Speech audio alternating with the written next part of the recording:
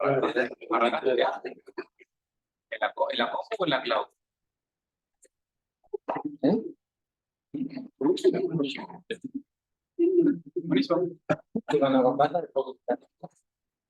lo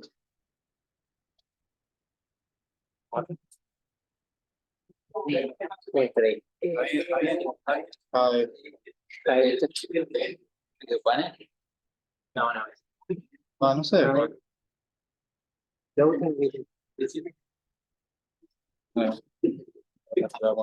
No sé.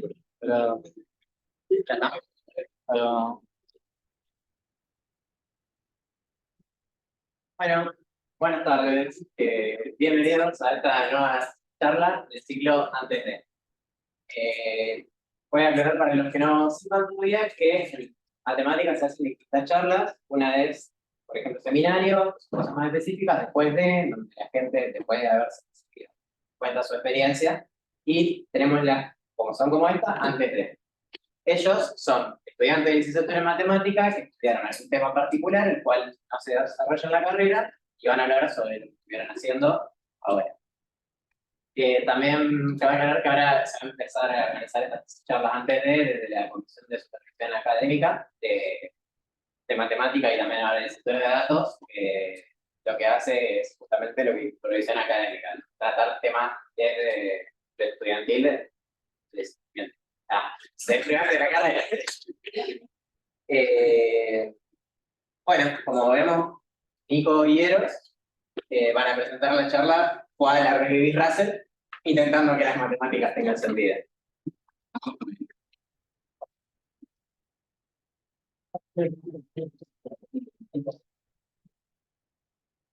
Bueno, muchas gracias a todos por venir. Como que hay un montón, hay algunas personas que no conozco, así que parece que hubo buena convocatoria. Una pregunta. ¿Quiénes son de LMA y quiénes de datos? Acá por un Vamos a ver. ¿Y datos? Bueno, hay bastante. Alguien que nada que ver cayó. Pero ya porque está Cayeron. Bueno, vamos a empezar hablando un poco sobre nosotros y cómo llegamos a lo que estuvimos haciendo, cómo llegamos a la carrera. Vamos a hablar cada uno sobre su experiencia, porque tuvimos experiencias distintas en ese sentido. Yo particularmente conocí la carrera en 2018, creo, en una expo carrera, donde estaba ahí paradito y Marcelo me toca la espalda y me dice, ¿te gustan las matemáticas? Y me gustaban las matemáticas, pero no sabía lo que hacían los matemáticos. Entonces, de entrada, no elegí la carrera, estuve en una ingeniería 2 años, pero me di cuenta que realmente lo único que me gustaba era matemáticas. Y así que acá llegué. Me salté al vacío, pues seguía sin saber qué hacían los matemáticos. Y ahora, capaz me doy una idea de lo que hacen los matemáticos. Y en particular, sobre los temas. Bueno, primero contamos cómo llegaste a la carrera. Bueno, yo estudié, después del secundario, estudié varios años psicología, nada que ver. No me acuerdo si entré en 2017 o 2018 a la carrera. El por qué queda para otro día. Solamente contar por qué me empezó a interesar este tema que es lo que vamos a hablar ahora. Recuerdo una vez, no sé si está, no está Conrado acá, estamos con una práctica, Sí. creo que estamos con Ana. Me acuerdo que yo tenía que hacer un par de ejercicios y no me estaba concentrando para hacerlo, entonces empezamos a hablar y Conrado trabaja en el área de lógica. Se me ocurrió decirle, puede ser que en algún momento, si ya se está haciendo, haya una forma de programar en la computadora algún programa que te permita automatizar las demostraciones de teoremas. Y me dijo que sí, que era algo que se estaba haciendo. Entonces yo dije, bueno, entonces va a llegar un momento en el que vamos a encontrar un algoritmo que nos permita resolver todas las proposiciones que podemos pensar de matemática y no vamos a tener que hacer más nada. Y Conrado me dijo, no, eso no se puede. Yo digo, ¿por qué no se puede? Y dice, ponés a hacer lo que sí. Pero bueno, así es como yo en el tema particular.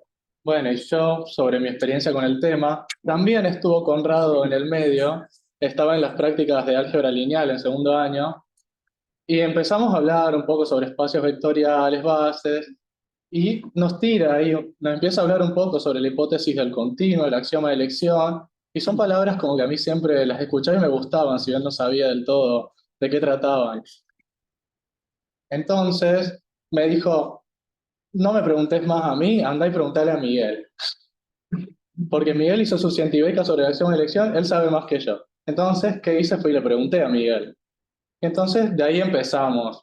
Armamos una práctica más o menos centrada en intentar estudiar teoría de conjuntos, estudiar el axioma de elección. Nico se sumó, después de haberlo preguntado a Manu, creo que le preguntaste. Manuel me había dicho que si había algún tema que quería estudiar y justo yo le dije que me interesaba la parte de lógica y me comentó que ellos estaban armando una práctica de eso. Entonces, así Conrado, de alguna forma u otra, nos mandó y terminamos en las prácticas conmigo y Manu. ¿Qué fue lo que estuvimos haciendo el último año? Antes de empezar, Perdón, sí, hablando de práctica. verdad, verdad. La facultad tiene lo que se llaman prácticas extracurriculares, que pueden organizarlo con profesores si no hay nada que les interese. Suele haber convocatorias todos los cuatrimestres y hay prácticas de investigación, hay prácticas de docencia, no sé si hay otras prácticas más, de extensión. Hay todo ese tipo de prácticas que son para participar de la facultad en otros espacios que no son necesariamente en lo que la carrera quiere que hagas, que no son optativas, no son electivas y no son las materias obligatorias. En ese sentido está bastante bueno y se las recomiendo. No tengan miedo de preguntarle a los profesores si creen que hay algún tema que les gusta o que les gustaría estudiar. Pregunten, que todos los profesores en general suelen estar abiertos a estas propuestas. ¿Sí? Bueno, un pequeño, antes de empezar con todo lo que queremos contar, quiero decirles que el tema era muy amplio, lo que hicimos durante un año era muy difícil resumirlo e intentar contarlo de la manera más compacta posible, pero esperemos que nuestro intento los alcance. Ok. Lo primero que vamos a empezar hablando un poco es sobre la cuestión de formalismos y un poco introducirnos a la historia de la teoría, qué motivó en algún principio todo esto que es la teoría de conjuntos, porque durante el siglo XIX y siglo XX hubo unos problemas fundacionales en las matemáticas. Por problemas fundacionales los matemáticos querían llegar como al inicio, querían dar unas bases, sentar bien las bases de todo lo que hacíamos, ¿sí? Entonces, un camino que, perdón que estoy medio mal de la garganta, un camino que se tomó en una primera instancia fue el de la lógica. Que esto lo cuento más para que sepan que de acá empezó un poco, que estaba esta corriente de lógica. En general, en un lenguaje lógico tenemos lo que se llaman variables. Las variables son cualquier cosa, pueden representar cualquier cosa en términos generales. Los conectores lógicos, todo esto por ahí, los que ya estuvieron en discreta habrán visto un poco de esto. Tenemos los conectores lógicos, en particular los que usamos nosotros fueron la negación y la conjunción. Y cuando llegamos a lenguajes de primer orden tenemos los cuantificadores. En particular, el que usamos el existencial, el cuantificador global se podía definir en base a este. Y después los símbolos auxiliares. Las fórmulas en lógica, que se llaman bien formadas, se suelen armar de manera recursiva. Tenemos las variables, entonces empezamos a aplicar los operadores, pero con sentido. No aplicamos una variable y dos veces la conjunción, sino que las armamos en base a algunas reglas. Esas reglas generalmente cuando empiezan a estudiar un poco de lógica se ven, pero no es el centro de todo lo que vamos a hablar hoy. Entonces, lo que va a terminar siendo esta teoría de conjuntos, de la que vamos a estar hablando mucho durante toda la charla, va a ser un sistema formal, que va a tener axiomas, es decir, reglas expresadas en este lenguaje, que nos van a, en el caso de conjuntos, definir las reglas de cómo vamos a tratar los conjuntos, qué tiene que cumplir algo para hacer un conjunto, cómo vamos a poder compararlos, y qué cosas son conjuntos.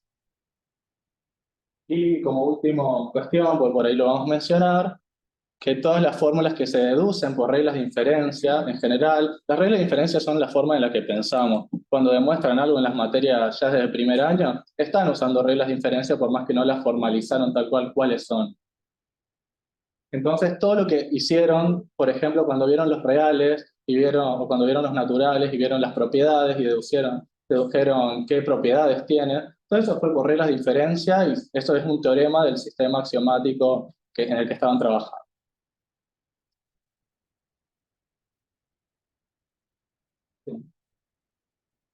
En general, sobre las teorías, tiene algunas propiedades deseables, o que nos gustaría que fue gran parte de todo el problema fundacional y que quede en su momento, más adelante, más sobre la mitad del siglo XX, va a salir a romper con todo esto. Hablamos de una teoría completa cuando todos los teoremas son deducibles del modelo verdaderos. Es decir, no puedo llegar a alguna fórmula que va a ser verdadera y no se puede deducir de los axiomas. Una fórmula se satisface si hay algún modelo. ¿Qué es un modelo? Piensen que es como una interpretación que le van a estar dando. O sea, van a tener los axiomas y listo. Ya con eso van a tener el modelo en principio, más las reglas de inferencia.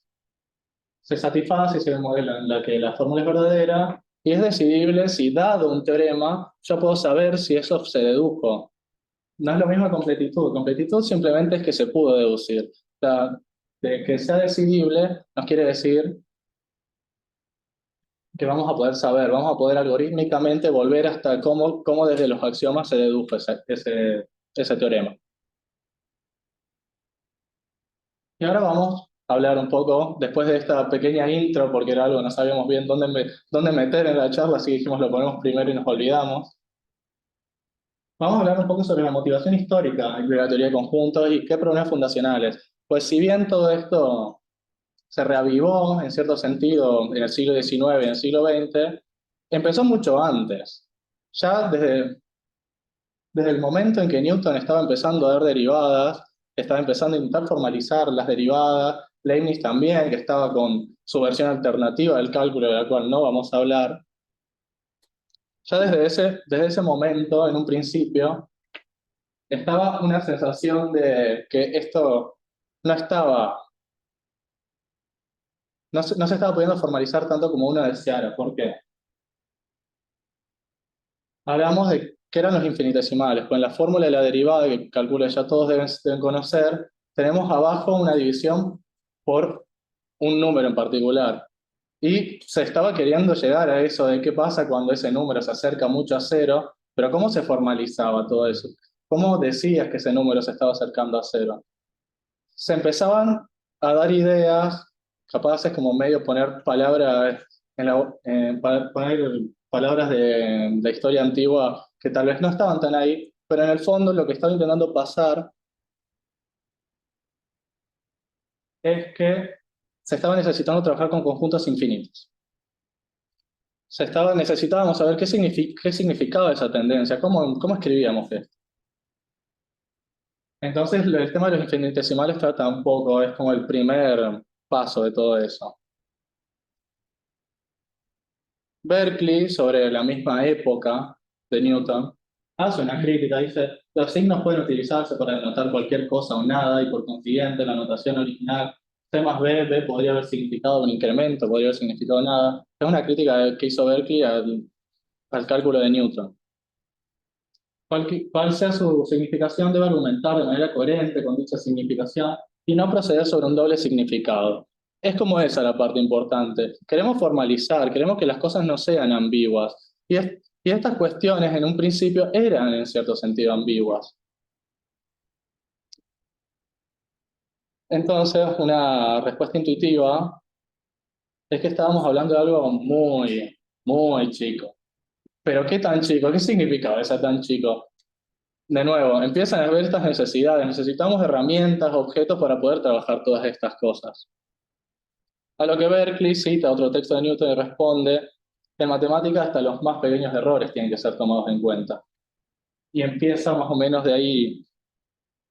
Son como motivaciones que surgen. En la actualidad, la noción moderna del límite como que intenta librarnos de estas ambigüedades. Y aún así tenemos algunos casos problemáticos como pueden ser la función de Weierstrass, que es continua en todo punto, pero diferenciable en ninguno.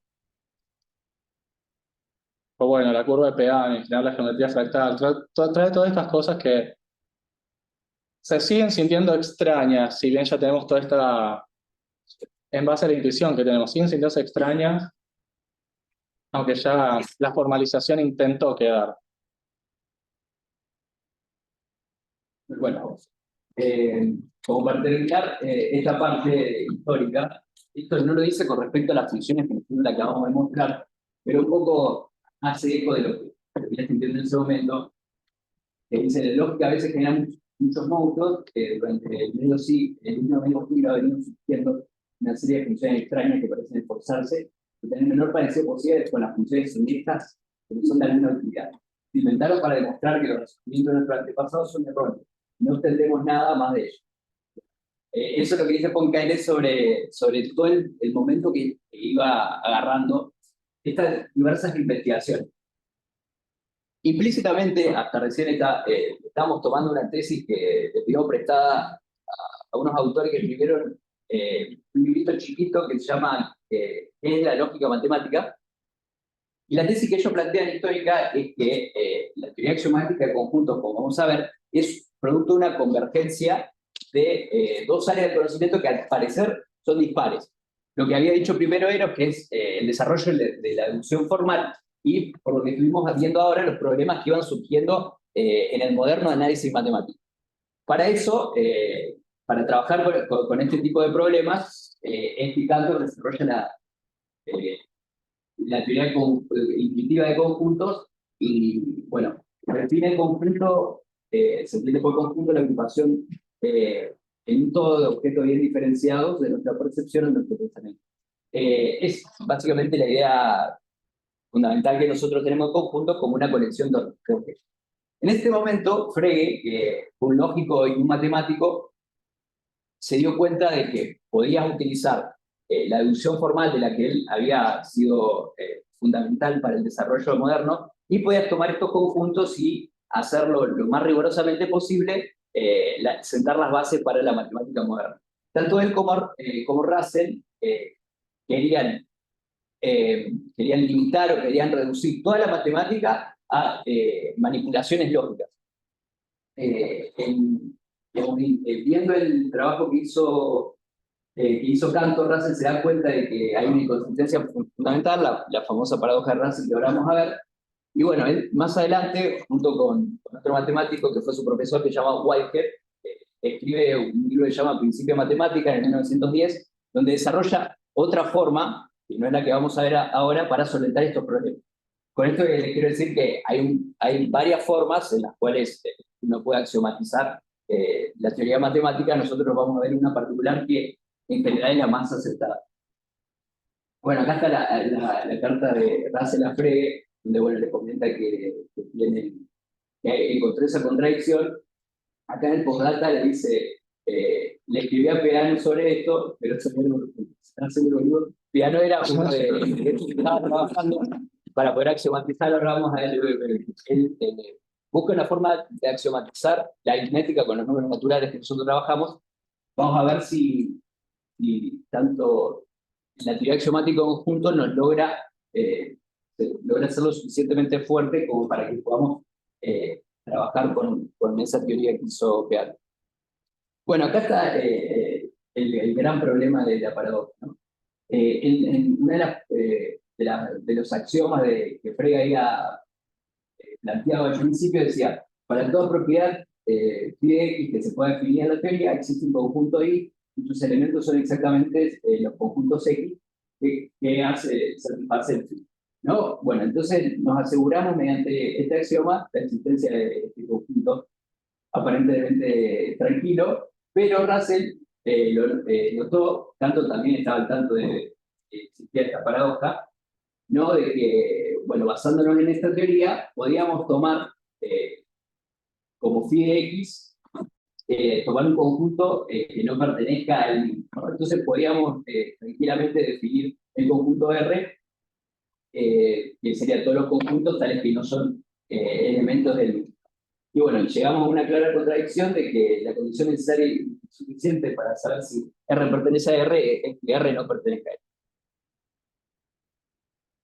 Ahora vamos a intentar ver cómo podemos tomar axiomas, es decir, digamos, las verdades fundamentales más básicas que no vamos a dudar, que nos permitan armar y construir toda la base matemática sin llegar a ninguna contradicción.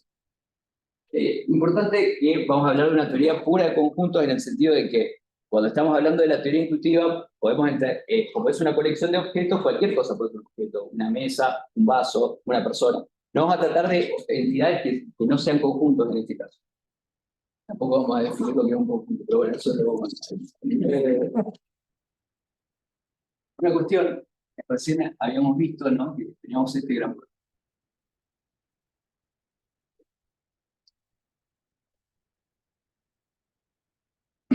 Entonces, Zermelo es el primer matemático que desarrolla una teoría que más o menos le gustó a la mayoría de los matemáticos, y se dio cuenta de que el principal problema caía que medio como que le estamos dando mucha libertad a esta X. Puede ser cualquier cosa. Y dice, ¿qué tal si ese X lo cambiamos por? Entonces, para que se dé una idea, ¿no? Que esa X tenga que estar en un conjunto previo. Entonces, esto va a significar de que no va a poder ser cualquier cosa, y lo que vamos a tener que fijarnos es que ese conjunto al que pertenece esté bien formado y no traiga ninguna contradicción. Que es lo que nos trae a la concepción iterativa de conjuntos. ¿No? Los conjuntos que vamos a trabajar se van a formar por etapas. Para cada etapa S, hay ciertas etapas que son anteriores a S. En la etapa S, cada colección de conjuntos formados por etapas anteriores forman un conjunto. Y no de los conjuntos que no se formen afuera de estas etapas que estamos hablando. Bueno, ahora vamos a arrancar con los axiomas de la teoría Z. Una de las primeras cosas que querríamos hacer es tener un criterio para poder comparar conjuntos con otros conjuntos, ver si son iguales o distintos. Entonces, el primer axioma que le vamos a pedir es el de la extensionalidad, ¿no? Dado dos conjuntos, vamos a ver que son iguales entre sí cuando tienen los mismos elementos. Este va a ser el primero. Como todos los conjuntos que vamos a formar, es necesario que tengamos conjuntos aparte, por lo menos vamos a necesitar un conjunto. ¿Y qué conjunto puede ser? Bueno, el más tranquilo, el más pequeño es el que no tiene ningún elemento. Entonces vamos a tomar como axioma el conjunto vacío, ¿no? Vamos a decir que va a existir un elemento, un conjunto que no va a tener ningún elemento. Ahora, para empezar a ir armando y trabajando con los conjuntos, necesito que teniendo dos conjuntos pueda formar un conjunto en una etapa superior que contenga esos dos conjuntos como elementos. Entonces, para eso vamos a tener el axioma del conjunto par. Bueno, ahí está formalizado, pero es básicamente lo que les decía. Ahora, hasta ahora solamente podemos trabajar con, si tenemos conjuntos A y B, ¿no? Podemos formar conjuntos otro. Pero no podemos hacer lo mismo, no podemos hacerlo todavía si tenemos un conjunto más, ¿no? Si tenemos A, B y C. Entonces, vamos a pedir con el axioma de la unión que podamos armar este tipo de conjuntos más grandes y bueno, mediante este axioma vamos a poder empezar a desarrollar ya la teoría como más o menos ustedes la vieron, porque ya vamos a poder definir bien qué es la unión. Como la unión va a ser asociativa, ya vamos a poder trabajar con toda la cantidad de unión de conjuntos que queramos. Y bueno, de esos conjuntos que vamos armando, queremos poder tomar en otra etapa posterior un conjunto que contenga todos los distintos tipos de combinaciones de conjuntos que tenemos, que es lo que normalmente conocemos con el conjunto potencia. Hasta ahí. Ahora, tenemos todavía que encontrar una manera de poder, dada una propiedad o dada una fórmula, no en este caso XY, que sería la que teníamos acá, tenemos que, digamos, la teoría tiene que lograr que podamos escribir esto sin ninguna contradicción. Entonces, para eso se utiliza el esquema axiomático de especificación. Se dice esquema porque no es un solo axioma, sino que es una fórmula que nos permite tomar para cada específica fórmula, voy a decir que axiomáticamente puedo tomar el conjunto con los elementos que se te faltan. Y bueno, de esto surgen dos cosas. Primero, que bueno, vamos a poder definir sin contradicciones un conjunto con una propiedad. Y también un resultado importante es que no va a haber un conjunto universal, es decir, un conjunto que contenga todos los puntos. Finalmente, para que podamos terminar de armar bien y podamos desarrollar la estructura de los números naturales, vamos a necesitar definir axiomáticamente la existencia de conjuntos infinitos. Acá está muy largo escrito, pero básicamente la idea es que podamos definir la idea de sucesor de un conjunto que es la unión de E con el conjunto de E, ¿no? A veces cuesta, pero esto no es lo mismo que esto, ¿no? Entonces, ahora, mediante estos axiomas, vamos a poder tomar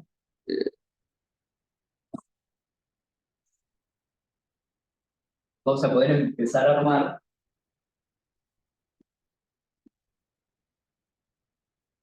los números naturales. Entonces, así puedo definir el 0. Esto, como es otro conjunto, lo puedo definir como el 1, así sucesivamente. Y así vamos a ir formando todo el conjunto de los naturales, ¿no? Que acá lo vamos a delatar como bien. Bueno, ahora tenemos que ver que este conjunto es inductivo. Esto seguramente ya lo vieron, pero bueno. Un conjunto de X inductivos, para todo X de X, se tiene que su sucesor también forma parte del conjunto. Y bueno, se puede mostrar mediante esta teoría que omega es el menor conjunto inductivo en el sentido de la inducción. Y bueno, después de todo este desarrollo teórico, los axiomas que planteaba Peano acá son resultados, es decir, son teoremas que podemos demostrarlo con todos los axiomas anteriores. Bueno, aparte de Z, estos son todos los axiomas que estuvimos viendo hasta ahora. Esto se denomina normalmente la teoría de Zermelo, y con esto la mayoría de los resultados se pueden armar, se pueden construir los números naturales, los enteros, los racionales, los reales. Pero vamos a hablar de dos axiomas más que forman distintos modelos. Muy rápidamente, porque es otro esquema que nos va a servir para trabajar con ordinales y cardinales infinitos. Ahora Eros le va a contar un ratito de qué se trata eso. Pero bueno, Frenkel se dio cuenta de que Z solo presentaba lagunas, entonces propuso este nuevo axioma axiomático, y si lo tomamos a este como axioma, el otro se puede demostrar. Así que bueno, ahí vemos que está cambiado el esquema. Y bueno, hasta ahora, con todo lo que estuvimos viendo, tenemos este conjunto y tenemos este conjunto, pero no tenemos ninguna regla que nos diga que no podemos hacer esto. Y bueno, este tipo de cosas, si bien no nos joden tanto a nivel teórico, sí que no nos queremos encontrar con estos monstruos, no sabemos qué significan, no los queremos sacar de encima. Entonces, von Neumann enuncia otro axioma que básicamente dice que cada conjunto no vacío tiene al menos un elemento que es disjunto de sí mismo. Eso nos va a impedir que podamos construir conjuntos autorreferenciales. Bueno, acá están todos los axiomas de ZF. Y bueno, lo pasamos a... Antes de seguir, pues me parece una aclaración, pero me parece que no lo dijo Nico recién. Cuando vimos recién el esquema de sustitución, lo que este axioma quiere decir es que las imágenes por funciones son conjuntos. Si tenemos una relación funcional formulada bien en primer orden, la imagen por esa función va a ser un conjunto también. Lo cual, para más o menos los que ya van teniendo un poco de cancha con el tema de las funciones, se dan cuenta que tienen mucha potencia, porque las funciones en general son herramientas muy potentes dentro de todo lo que hacemos en matemáticas. Ahora sí, nos vamos a los ordinales. Ordinales son números transfinitos. En principio lo que van a pretender ser los ordinales, si bien de entrada les voy a dar la definición y no se va a ver eso, pretenden ser una generalización de los números naturales. Porque ¿qué pasó? Cantor, cuando estaba más o menos construyendo toda esta parte de la teoría a finales del siglo XIX, empieza a notar la necesidad de que necesitaba tomar una sucesión que se fuera de los naturales, necesitaba pasarse. Entonces, la solución que vino fue decir, bueno, vamos a hacer los ordinales que van a intentar ser eso, vamos a tener alguien que va a simbolizar el infinito de los naturales y vamos a poder tener el infinito más uno. Y estas cosas no van a ser iguales en este contexto. Esta es la definición, por eso les dije, no se iba a entender la definición. Pero como dice ahí, los ordinales van a ser una generalización de los números naturales. Y van a tener propiedades conjuntísticamente respecto a la construcción que habíamos visto en los naturales, que es decir, que deberían tener para poder significar lo que se quiere que signifique. No van a pertenecer a sí mismos, y esto se puede construir sin la necesidad del axioma de regularidad. Es decir, la construcción misma de los naturales va a implicar esta situación. No era necesario pedirlo como axioma. Lo que hace después el axioma es simplemente restringirnos en el universo de los conjuntos, que eso es una clase, otra cosa distinta, una teoría mucho más amplia. Nos restringe en el universo y nos dice, bueno, dentro del universo de conjuntos no tenemos conjuntos que pertenecen a sí mismos. En particular, no era necesario pedirle ese axioma, sino que simplemente dentro de la teoría y el desarrollo sale. Después, ¿qué más pedimos? Conjuntísticamente hablando, tenemos que siempre pensar en esta construcción que hicimos, de tomamos el vacío como el cero, el 1 como el conjunto que tiene el vacío, y ir tomando los sucesores así, como vimos. La unión del vacío con el conjunto que tiene el vacío. La unión del conjunto que tiene el vacío con el conjunto. Así. Entonces, la segunda propiedad que vamos a estar pidiéndole a los ordinales es que haya transitividad entre los elementos adentro. Es decir, si tenemos algún ordinal y tenemos relación de pertenencia adentro, es decir, el 1 pertenece al 0 y el 2 no, el 0 pertenece al 1 y el 1 pertenece al 2, entonces el 0 tiene que estar en el 2, conjuntísticamente hablando, porque de nuevo, si bien acá son letras chiquitas, todos son conjuntos acá. No hay nada que no los... Sí, no hay nada que no los... Después, lo más raro de todo esto, que dice para todo su conjunto no vacío U del ordinal, existe algún conjunto tal que para todo conjunto que estaba en ese U, que no es Z, se tiene que Z también está en el conjunto. Está en el conjunto. Eso es lo que se llama buen orden, expresado de una manera más complicada de lo usual. Nosotros lo vemos, decimos, tenemos subconjuntos, tenemos que cualquier subconjunto de un conjunto, el conjunto grande va a ser bien ordenado si para cualquier subconjunto vamos a encontrar un mínimo. Eso es lo que quiere decir esto, que una vez que nos agarramos un número podemos encontrar. En un ordinal nos podemos encontrar un mínimo. Y lo último es una propiedad que se llama inconvenientemente también transitividad, pero no es la misma transitividad. Dice que si tenemos un conjunto que pertenece a un ordinal, es subconjunto del ordinal. Es decir, que todos los elementos de este también están adentro. Lo cual es necesario, de nuevo, por esta noción constructiva de los naturales. Queremos que si el 2 está en el ordinal, todos los que están abajo del 2 también estén. Es esa la idea.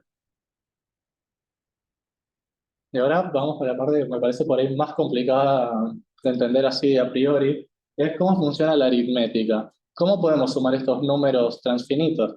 Porque, volviendo a lo que hicimos antes, acá no dijimos nada sobre que tenía que ser alguien que estaba en omega, que omega acá es el ordinal de los naturales. No pedimos eso, simplemente dijimos que los ordinales cumplen estas propiedades. Entonces, vamos a poder hacer aritmética con esto. En primera instancia, lo que vamos a decir, dados dos conjuntos ordenados, no ordinales, sino simplemente ordenados, vamos a llamar suma ordinal a ese bicho feo. Que simplemente es una idea de intentar combinar los órdenes. Sin embargo, el resultado lindo es que cuando tenés un buen orden, en cada conjunto, la suma ordinal te va a dar otro buen orden.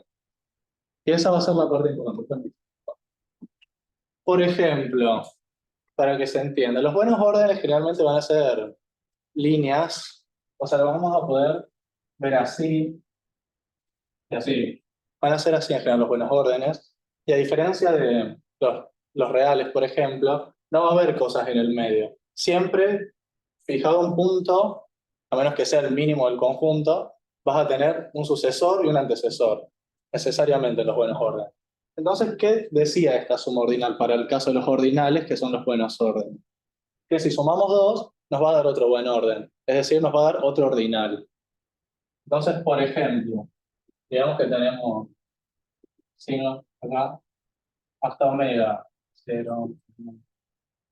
Tenemos el ordinal de los naturales, y lo queremos sumar consigo mismo, por ejemplo. Vamos a hacer la suma ordinal del 0, el 1, 2, W. Como estas dos cosas están bien ordenadas, al sumarlas, va a ser simplemente poner una encima de la otra, pensándolo intuitivamente. Es decir, vamos a tener 0, 1, hasta omega, y acá va a seguir lo que vamos a llamar omega más 1, omega más 2, así hasta 2 omega. La idea de los números transfinitos va a ser esta extensión infinita de los números naturales, de poder seguir, no necesariamente tener que quedarnos en casos finitos, sino poder tener eso del infinito más 1. Y el infinito más 1 va a ser claramente distinto del infinito, porque tiene uno más. No tiene uno más. Y así es, como el 2 omega, son cosas distintas. Vamos a llamar a todos estos ordinales numerables, naturalmente, porque nunca vamos a llegar, por ejemplo, a lo que viene después, que va a ser un ordinal del tamaño de R, por ejemplo. Bueno, no sé vos. Bueno, esto era para pensar un poco sobre esto y decir, bueno, vamos a estar poniendo los buenos órdenes uno encima del otro, y esa va a ser la idea intuitiva en general. Vamos a llegar a algunas propiedades naturales. De nuevo, esto viene por las definiciones que tuvimos. Los ordinales no pertenecen a sí mismos, pues si no tendríamos que n está contenido en n, y sin embargo, sí significaría que hay alguien más grande que n en ese sentido, lo cual no podría ser, porque omega más 1, que sería el siguiente de n, contiene a n, pero no es n. Contiene omega y no es omega. Después también todos los subconjuntos de un ordinal, es decir, si nos vamos de omega y bajamos, o vamos desde 2 omega y empezamos a agarrar, pararnos en cualquier punto y agarrar todo eso, eso también es un ordinal. Y la suma no conmuta. Esto es un poco más difícil de ver. Porque en primera instancia tendríamos que hablar de isomorfismo y palabras complicadas que capaz todos no conocen acá. Pero la idea pasa. Vamos a hacerlo con el ejemplo de omega más 1 y 1 más omega. Si quisiéramos sumar 1 más omega, vamos a tener el 0, el 1, que acaba de empezar de nuevo, de acá. No lo pongo en notación de suma, pero para que se entienda, sí, esto hasta acá, hasta omega. Y tenemos acá 0 a omega. Lo que va a haber distinto acá es que sí vamos a poder copiar. Bueno, pues sí, pues no lo puse bien. No era eso que quería poner acá. Vamos a poder copiar todo esto acá adentro, porque omega es el más grande acá. Entonces, como es un conjunto inductivo, tiene todos los antecesores, es como agregar un número en el medio, en cierta forma.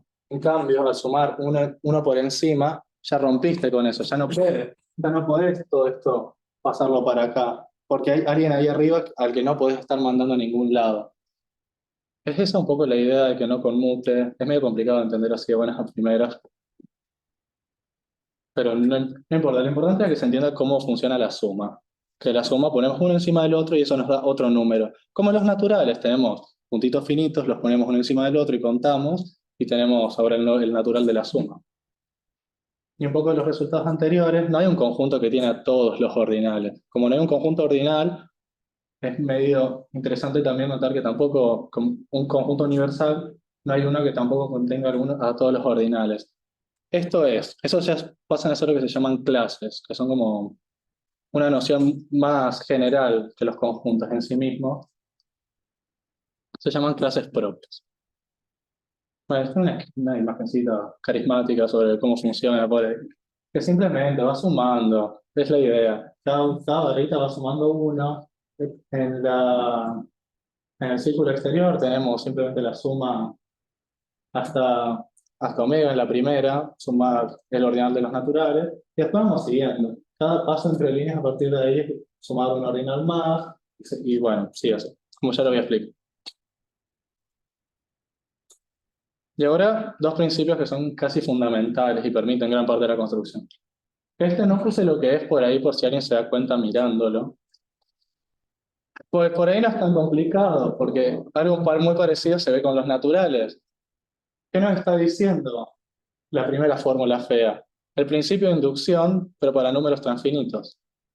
Nos dice que si tenemos para cualquier ordinal que para todo ordinal contenido se cumple alguna fórmula y que se cumple en el caso base, eso implica que se cumple para A, entonces para cualquier ordinal se tiene que funcionar. O sea, es el principio de inducción para números transfinitos, es decir, funciona bien como esta generalización que queríamos de los naturales. Es más, la segunda parte es más complicada todavía, pero simplemente escuchen lo que digo acá, es el principio de recursión. Se puede hacer recursión también sobre estos números. Los llamamos números, siempre acordemos, son conjuntos. Se puede hacer recursión sobre estos números transfinitos, lo cual va a permitir construcciones muy bizarras hasta cierto sentido, que vamos a ver un poco más sobre el final.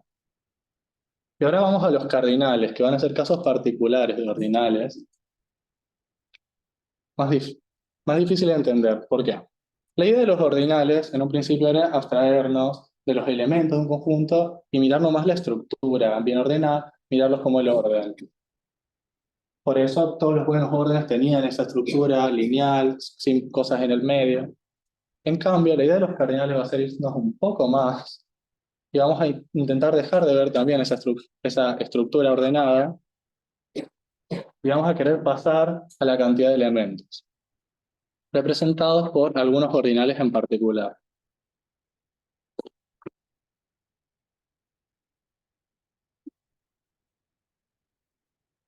Un cardinal va a ser un ordinal alfa tal que para todos los ordinales propiamente contenidos, bueno, lo puse ahí al lado, lo puse después, beta en su clase de equipotencia. Clase de equipotencia habla sobre las cantidades de elementos, a secas. No le está poniendo el cardinal todavía, simplemente es la noción de hacer funciones, y si hay biyección son equipotentes, y si no, una es menor que la otra. Es lo que está diciendo. Los ordinales también podemos comparar, y los comparamos de esta forma. Es decir, existe una función del ordinal más chico al más grande que es inyectiva y no sobreyectiva. Es decir, no puede haber una biyección. Lo cual tiene sentido porque si hay cosas más chicas, que las cosas más chicas sean biyectivas a la más grande, rompe con esto que queríamos de los ordinales. Unos ejemplos de cardinales conocidos tal vez es el cardinal de n, omega, o todos los elementos de omega son cardinales finitos, lo que por ahí los números naturales, a secas. Y nuevamente tenemos el resultado ahora para cardinales, no hay un conjunto que tenga todos los cardinales. Y notación, para cada conjunto denotamos al único cardinal, porque va a ser único, y eso es un resultado que puede generar dudas, porque tiene que generar dudas, pues realmente esto se va a fundamentar en algo que vamos a hablar un poquito más adelante. Pero cada conjunto está asociado a exactamente un solo cardinal, y es único. Y la aritmética cardinal no se va a definir igual que la aritmética ordinal, sino que vamos a tener que, para A y B cardinales de dos conjuntos disjuntos, la suma cardinal va a ser el cardinal de la unión de los conjuntos. Y para el producto, que si bien antes no definí lo que era el producto de los ordinales, se seguía de la definición de la suma que teníamos, como que se hace el producto en naturales, podíamos hacer el producto en transfinitos. En este caso no, el producto cardinal de dos cardinales es el cardinal de su producto cartesiano. Y esto también genera cosas, permite expandir, permite llegar mucho más lejos. Permite, si tenemos uno que es estrictamente mayor que el otro, pase algo raro, que ya voy a contar. Y esto es lo último, pero esto lo agregué para los que ya por ahí conocían o habrían visto esta notación de los alefs. Que los alefs es una operación también definida por recursos que vamos a explicar a continuación, que es el alef de algún ordinal, pues esta es una función entre clases, noten. Acá lo que tengo es la clase ordinal y la clase del universo de conjuntos. Es decir, no era lo que veníamos hablando. Por eso una función que se va un poco de la teoría, pero define lo que queremos de manera recursiva, que es, para cada alef ordinal, para cada alfa ordinal, el alef de ese alfa, voy a poner acá, va a ser No, el alef de cada ordinal va a ser el primer cardinal, tal que no pertenezca al conjunto de todas las imágenes perdidas, de todas las imágenes de los ordinales contenidos en ese ordinal. Lo cual, por ejemplo, uno reemplaza con estas cosas. Es decir, bueno, si ponemos el 0 para ver qué pasa. ¿Quién es? Alef del 0. Y es el primer cardinal tal que para cualquiera en el 0, o sea que no pertenezca a cualquiera de las imágenes antes del 0. Pero ¿quién va antes del 0? Nadie, porque es el vacío.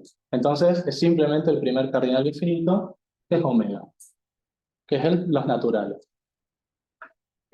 Ya si pusiéramos Alef 1, Alef de 1, ahí ya nos fuimos. Ya pasan cosas feas. Y todo esto tiene un fundamento que ha sido lo más polémico en el último siglo dentro de la matemática, más o menos. Ya entiendo que vamos a hacer esta parte rápida porque veníamos, Rafael me está diciendo que el vacío existe y de repente conocido el transfinito. Hasta ahora, todos los axiomas que hemos visto hasta recién, no había mayor debate en cuanto a qué es lo que significan, qué es lo que forman, cuáles son los resultados que conllevan. Para muchos de los resultados más interesantes de la matemática moderna, se necesita un axioma más, que es el axioma de la elección. Bueno, estamos diciendo esto que atrajo polémicas de eso. ¿Qué dice el axioma de la elección? Tenemos infinitos conjuntos no vacíos, que son disjuntos 2 a 2, entonces existe un conjunto que tiene un único elemento de cada uno de ellos. Es decir, Kairos hizo una cosa que puedo tomar de cada conjunto que yo quiera un elemento y formar un nuevo conjunto con eso. Esta imagen es un poco engañosa, porque Es que todo engaña acá, perdón. claro, acá está hablando de infinitos conjuntos y no está hablando de conjuntos. Cuando estamos hablando de acá, estamos como viendo que, bueno, esto en realidad es el 1, el 2. Estamos hablando de conjuntos que no necesariamente tienen que ser numerables. Cualquier cosa que yo quiera, infinitos conjuntos, puedo tomar uno. ¿Cómo? Vaya uno a saber. Y ese es básicamente el problema, ¿no? Acá otro matemático, una cita interesante que dice, un sistema formal en el que, medida que existe un conjunto que satisface una propiedad que es demostrable, pero que no proporciona ningún método para encontrar el conjunto en cuestión, es un sistema en el que el cuantificador existencial no cumple su función previa. Y acá, bueno, pues, se divide, digamos, los matemáticos se dividen en constructivista y no constructivista. Los constructivistas son los que dicen, no, espera, todos los conjuntos que yo quiero y todos los resultados los tengo que construir o formar de alguna manera. No puede ser que mágicamente me digas, no, mira, esto sí sirve, ¿cómo lo sacamos? Bueno, porque pintó, digamos. Está ahí. Entonces, Está ahí. ese es el principal problema. Ok. Esta noción del axioma de elección, es que es más existencialista que constructivista, surge originalmente, de hecho es casi la primera parte cuando Zermelo empieza a intentar formalizar todo esto de la teoría de conjuntos, es lo primero que aparece, lo cual generó polémicas desde el momento cero. Hubo mucha gente que lo criticó, pero había críticas que eran más bien infundadas porque hacían uso del axioma de alguna forma u otra, que justamente es lo que vamos a ver. Hay muchas equivalencias. Es decir, pueden estar usando el axioma y capaz no se dan cuenta, porque aparece en muchos lugares distintos. Bueno, esto, para motivar eso, es que hay muchos, y eso que acá hay re poquitos, pero son un montón las equivalencias, y en cualquier lado, es como traje para todo el mundo, equivalencias. Bueno, y vamos a hablar de las más representativas para nosotros. Esta no es para nosotros, es la más representativa, porque de hecho es de donde aparece por primera vez. Cuando Zermelo quiere demostrar el teorema de buena ordenación, que dice que a todo conjunto se le puede asignar un buen orden, lo cual, si lo vamos pensando un poco lo que veníamos haciendo, estamos diciendo que a cada conjunto le corresponde algún ordinal, porque podemos meterlo. Entonces ahora los cardinales empiezan a tener más sentido, que pueden definir la cantidad de elementos. Tiene sentido esa noción, porque de hecho todo el tema de los cardinales se define con axioma de elección. Entonces, que el cardinal sea único, por ejemplo, para cada conjunto, es una prueba que sí o sí en el camino requiere que se use el axioma. Bueno, acá puse de nuevo que era un buen orden. Pueden pensar en los ordinales ya sobre este punto. Los ordinales son todos los buenos órdenes. A todo conjunto se le puede asignar un buen orden, lo cual permite que le incrustes o insertes en cualquier conjunto en la estructura. Y notemos acá no estamos hablando para nada de conjuntos numerables. A cualquier conjunto podemos insertar esta estructura.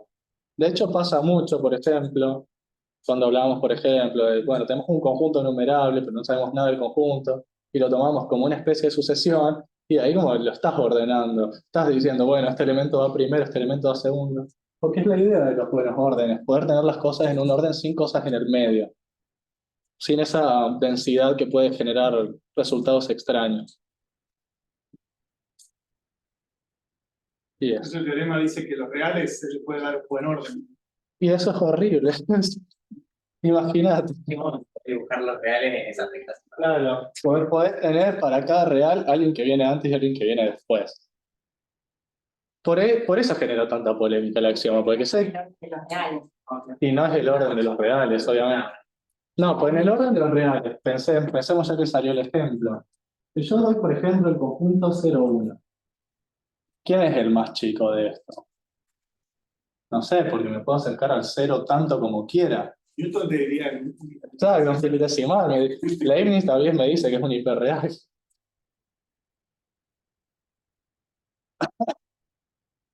Sí.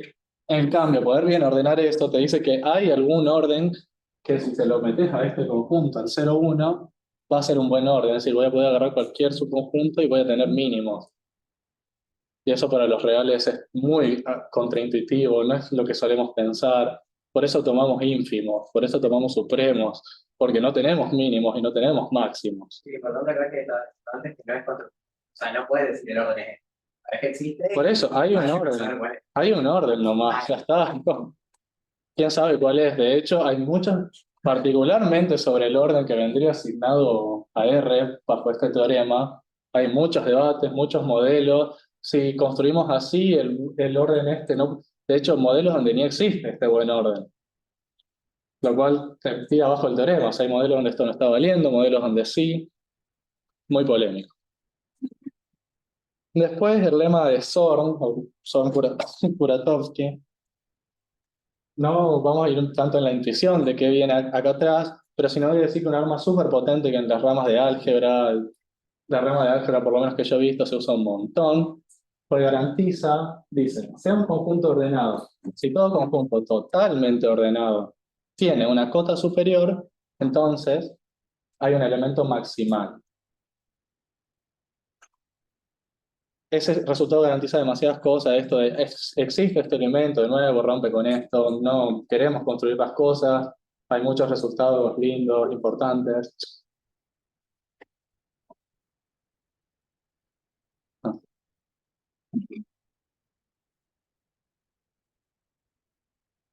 Bueno, esta es una frase, bueno, quedó mal escrita, pero bueno. El que dice, el axioma de elección es obviamente verdadero, el principio de buena ordenación obviamente falso, y sobre el lema de Zorn nadie sabe. Es polémicas que pasaban todo, estaban muy metidos en el tema los matemáticos del siglo pasado. Sin embargo, son equivalentes. No, no son equivalentes. Pero por eso, La idea de la frase es decir, intuitivamente te puedes creer el axioma de elección, pero no el principio de buena ordenación. Y el lema de Zorn, no sé. ¿Qué pasó? Sí, esta sí la quiero mencionar. Y esta es como una forma muy estándar, muy usual, que te dice que da una familia de conjuntos, no sabes nada sobre los conjuntos, solo sabes que es no vacíos, no sabes cuántos conjuntos hay, el producto es no vacío. Y eso lo pueden pensar, decir, bueno, si hay un elemento en el producto, quiere decir que en cada coordenada hay alguien, y si en cada coordenada hay alguien, es como sacaste un elemento de cada uno. Es idea. Es obvio. Es obvio, es obvio. Imagínate que no pasa. Bueno, estas últimas no las voy a mencionar.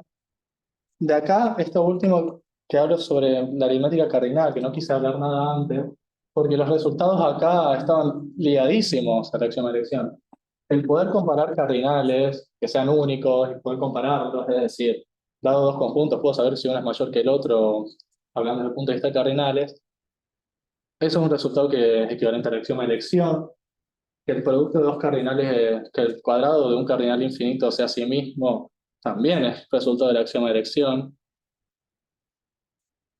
Y bueno, esto es un montón, pero Tikhonov es equivalente, para los que saben topología, es equivalente al axioma de elección, y algunos principios de maximalidad. Y este último que encontré recientemente, no lo conocía, que dice, por todo conjunto no vacío, se le puede asignar una operación binaria que le da estructura de grupo. Para los que hicieron un curso de estructura, eso es equivalente al axioma de elección. Bueno. Bueno, la leemos, ¿no? A menudo la acción de elección en su forma de producto cartesiano podemos relajar condiciones, es decir, pedirle menos, como estamos hablando, viste que estamos pidiendo un montón de infinitas cosas, bueno, ¿de qué manera podemos minimizar, digamos, las cosas que le estamos pidiendo? Una es el axioma de elección numerable, que me dice que, bueno, si hay una sucesión de conjuntos no vacíos, entonces el producto es no vacío. Acá estamos relajando un montón porque ya no es cualquier cosa, sino que estoy indexando con los naturales. Y bueno, el axioma de elección finita me dice que la sucesión X sub i es una familia de conjuntos finitos no vacíos, entonces su producto también va a ser no vacío. Todas esas formas débiles se pueden demostrar sin usar el término. Las podés agregar en el modelo como axiomas y son claramente más débiles que el axioma de elección. Pero si te creíste el axioma de elección, eso se demuestra del axioma. Pero las podés agregar en un modelo y de hecho es como lo que se piensa mucho con esto de las formas débiles y fuertes, es decir, bueno, no quiero usar toda la potencia del axioma de elección, entonces bajo y uso estos resultados que son más débiles, capaz más creíbles. Y por lo menos saber lo que es el producto cartesiano. No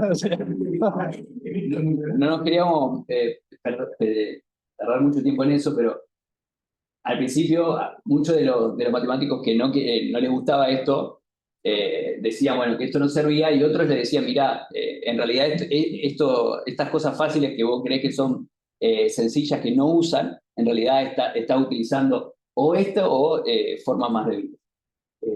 Bueno, acá vemos dos resultados que implican estrictamente la axioma de elección. Esto es para la gente que sabe un poco más, bueno, la hipótesis de continuo generalizada. Si al final son cardinales infinitos, entonces esa desigualdad implica que son el mismo cardinal. Bueno, esa la de la regla pasó. En particular, de eso último también menciona, la hipótesis del continuo sola habla particularmente sobre los cardinales de n y r. Te dice que no hay nadie en el medio. Y de hecho no es muy o sea, no hay convención de si es aceptada o no, pero no se pudo demostrar. Es como Gödel hizo resultados al respecto de la hipótesis del continuo. Y bueno, resultado. Esto que sí, en general es muy aceptado, demuestra una cantidad enorme de resultados intuitivos y de eso. Deseables, nuevamente, no está Gusti, bueno. Deseables para nosotros, lo que nosotros consideramos intuitivo desde nuestra perspectiva. Sin embargo, no quita que hay algunos otros resultados que, y ya decir, no sé si me creo esto, pero pasa, es como lo demostraste. Vamos a hablar sobre algunos. El primer resultado que vemos es sobre que todos los espacios vectoriales tienen base. Esto es un resultado no solo que es implicado por el axioma de elección, sino que es equivalente. De hecho, del resultado, creyendo que todos los espacios vectoriales tienen bases, te podés armar una función selectora, es decir, te podés construir algún elemento dentro de ese producto. Pero esto más que nada es necesario usar elección para espacios infinitos, que suelen ser los espacios de funciones. En el resto de espacios por ahí, espacios finitos de hecho no lo necesitas para nada y puedes construirte las bases. Este es uno lindo, me parecía que era como amigable para todos. Dice, la unión numerable de conjuntos numerables es numerable. Y nosotros decimos, bueno, ponemos a cada conjunto numerable como sucesión. Bueno, estoy mal de la rama. Ponemos a cada conjunto numerable como sucesión, los ponemos una abajo de la otra, y empezamos a hacer, como por ahí cuando vemos la demostración de que Q es numerable, que los racionales es numerable, empezamos a hacer como la serpiente. Empezamos a ir hacia arriba y cubriendo todo desde la esquina superior. ¿Qué pasa? Esto está usando axioma de elección, por lo que había dicho antes. En el momento en que pusiste esto como sucesiones, asignaste los buenos órdenes y ya está. Usaste el axioma de elección para decir que cada conjunto numerable estaba bien ordenado y a La partir función de numerable se puede ordenar como soluciones. Por axioma de elección. Pero ¿cuál de todas las biyecciones es? Ah, sí que le Elegiste una de las biyecciones. Ese es el problema, tenés. Claro, claro, tenés muchas para cada uno. O sea, tenés infinitas para cada una. Para cada uno de los infinitos conjuntos numerables. Para la cantidad numerable de conjuntos numerables. No. Se entiende que ahí ya hay una noción que es necesario hacer aparecer y es una forma débil de la axioma de elección, si es justamente era el de elección numerable. Por ahí, los que saben un poquito más de análisis, esto es un resultado que viene de la axioma de elección, que si tenemos un punto de acumulación en un subconjunto de R, se puede alcanzar por una sucesión dentro del conjunto. En el caso de que no aceptemos el axioma de elección, esto puede fallar porque hay conjuntos que ya tienen propiedades muy bizarras. Para los que saben un poco sobre esto, hay conjuntos de infinitos que son infinitos. En ese tipo de conjuntos esto no pasa. En la falta de presencia del axioma. En el caso de que siempre queramos el axioma, nunca vamos a tener ese tipo de conjuntos. Y ahora algunos no deseables. Un poco sobre cuestión de medida, los monstruos de Vitali, por ahí si la gente lo conoce. La existencia de conjuntos no medibles se da por el hecho de que en medio de la demostración es necesario invocar el axioma de elección para sacarte un montón de representantes de las clases de equivalencia, y eso te hace fallar las cotas de eso que estás queriendo medir. Sobre medir hablamos de asignar de longitudes a intervalos. Digamos que tenemos una parte de la recta, decimos que es medible, si poner el 0 a 1, sabemos que la longitud es 1. Hay conjuntos que no podemos saber la longitud. No que es 0, no que es infinita, no podemos saberlo simplemente. Y medio un poco sale de ese, todos lo conocen, la paradoja de Banach-Tarski, que se puede, dado una esfera, se puede descomponer y rearmar mediante giros y traslaciones en dos idénticas o más. Es como una vez la multiplicaste, la puedes seguir multiplicando. Y hay un montón de demostraciones de esto, formas débiles del axioma que también te permiten demostrar esto. De otras zonas, por ejemplo, hay resultados de álgebra abstracta, de álgebra universal, que permiten demostrar esto también. De resultados de topología, muchísimos resultados. En particular, en la demostración que hicimos nosotros nos sobraba parte de la esfera. Eso me parecía curioso mencionarlo. O sea, es más, nos sacamos toda esfera y nos sobraba una parte. Y esto es lo último. Hay un subconjunto del plano que intersecta todas las rectas en exactamente dos puntos distintos. Y justamente lo puse acá abajo. ¿Cuál va a ser la idea de la demostración? Que nos vamos a creer que el conjunto de las rectas tiene algún cardinal, entonces vamos a poder ordenar todas esas rectas, y a partir de ahí, con esto que hablamos del principio de recursión, vamos a sacar una recta, vamos a agarrar dos puntos, la vamos a sacar, vamos a agarrar la siguiente, vamos a agarrar otros dos puntos distintos. Va a ser esa la idea de la demostración. De hecho, como dicen, dos puntos pueden ser más. La demostración y la curiosidad era que eran dos particularmente, pues generalmente hablamos de intersecciones con algún eje o cosas así, que es uno solo en el caso de lineales, pero bueno. Entonces, como para cerrar, frasecita final, elegimos creer o creemos en elegir. Bueno, muchas gracias.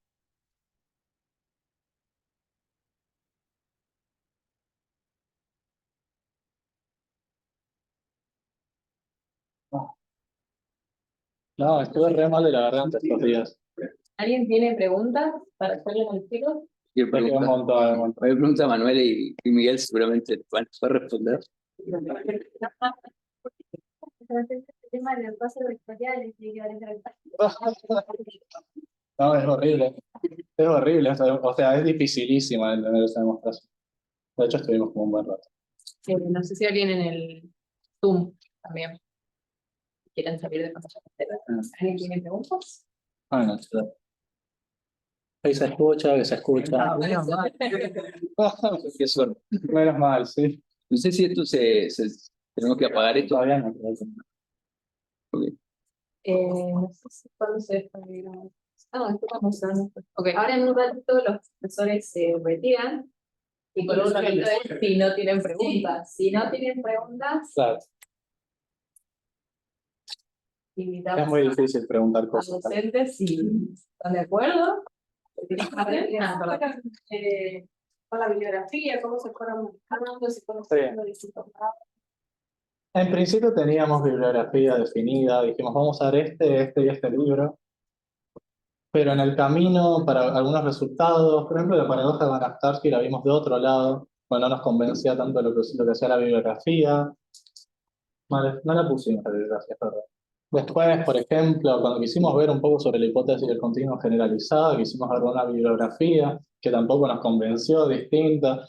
Es como, es muy difícil y hay que ir viendo, pero como sobre la marcha decidís, bueno, usamos todo esto, hasta acabamos bien y si vemos que ya no funciona más, nos movemos. Es la idea de las prácticas, ir mirando en distintas bibliografías y poder investigar, que es ir generando eso, decir, bueno, como alumno te pones a buscar bibliografía, a decir, uy, esto me ayuda más a entender a mí o no. Pues pasa un montón en las... Sí. En realidad, una bibliografía básica, ellos buscaron un montón y venían todas las. O sea, Y acá, dice no, durante la práctica fuimos lo básico. Creo que en general seguíamos bastante los textos que nos ofrecían. Y usamos bastante de otros lados bueno, para ver si podíamos hacer algo que todos pudiésemos entender. Pero es cierto,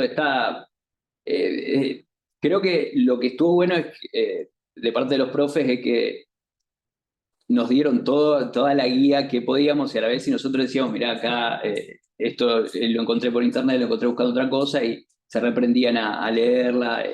Por eso, la última la encontramos por internet, la de Van Starkey.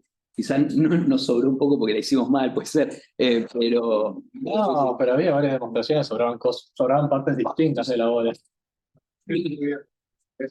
Claro, excelente estuvo la demostración. Hay alguien en el chat. Ah, perdón.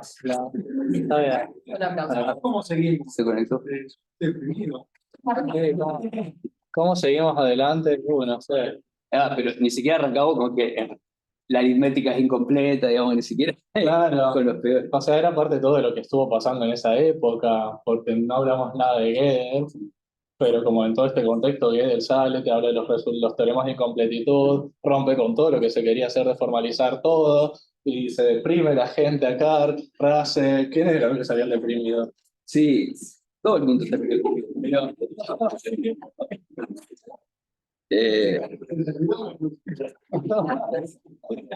No, pero ¿quién? No, Frege después de recibir la carta de solución, Frege después de recibir la carta de Russell, le agarra depresión. Termina así porque justo estaba por reeditar su libro y al final de su carta le pone cómo no me lo avisaste antes o me lo hubiera enterado antes. Y él no puede terminar, digamos, de ver la estructura completa y muere desolado.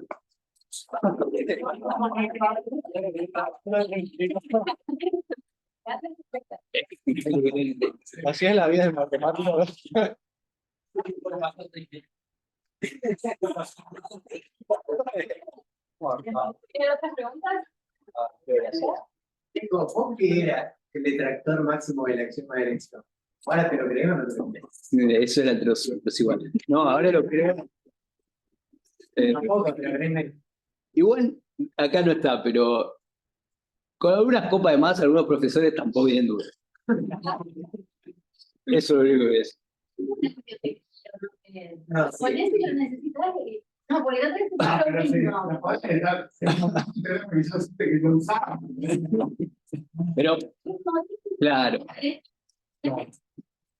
Modelo general. no queríamos poner, pero la teoría de modelos estudia, bueno, cómo funcionan las acciones entre sí, si son. Y Gödel muestra de que, o sea, si vos afirmás el axioma de elección, conseguís una consistencia relativa en toda la teoría, así que como que no lo podés descartar de uno. Y después Cohen demostró también que si negás el modelo que te queda, también es consistente. Entonces, queda a la elección del consumidor qué es lo que puedes hacer. Sí. Por consistente es que no hay contradicciones dentro de la teoría. Pues generalmente en la lógica clásica, cuando tenés contradicciones, se trivializa todo y todo es cierto. Pero justamente el que sea consistente dice que podemos tomar cualquiera de los dos resultados y sigue la teoría, sobrevive. ¿Qué sería negar la elección? Existe una. No, Excelente pregunta. Existe una conjunto de familias que. Se lo tomamos como el producto. El producto vacío. Vacío para Claro, existe alguna familia. Pero además es un modelo específico, no sé si inclusive hace cosas particulares, reglas de inferencia, no sé bien cómo la demostración, Claro. pero no sé si es solamente decir, niego esto. Muchos de los resultados que vimos vinieron todos de Cohen y su trabajo con los modelos, que vimos que había modelos donde fallaban cosas, fallaban otras cosas, muchos modelos donde fallaban cosas de análisis, sin el axioma de elección. O sea, ese hombre se dedicó a mostrarnos mucho de cuánto cubre las matemáticas el axioma en general.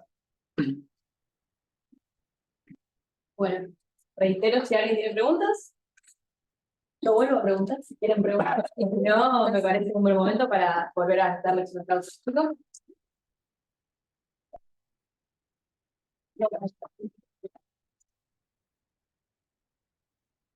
Sí, estudiantes, quedamos en un ratito para hacer algo más informal. Y hay que dejar de grabar. Se ponían a hacer igual. Algo más informal, como preguntas más entre compañeros. Mirá, también. Mira. Bueno, dejando cosas,